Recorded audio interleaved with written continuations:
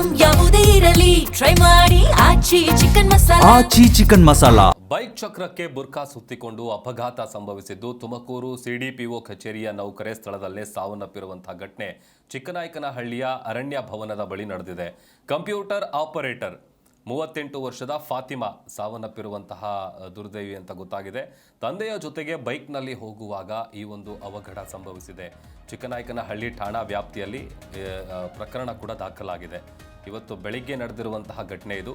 ಬೈಕ್ನಲ್ಲಿ ಹಿಂಬದಿ ಕುಳಿತಿರ್ತಾರೆ ಫಾತಿಮಾ.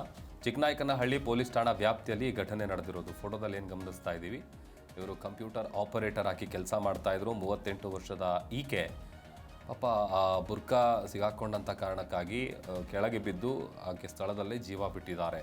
ತಂದೆಯ ಜೊತೆಗೆ ಬೈಕ್ನಲ್ಲಿ ಹೋಗಬೇಕಾದ್ರೆ ನಡೆದಿರುವಂತಹ ಆಕ್ಸಿಡೆಂಟ್ ಇದು.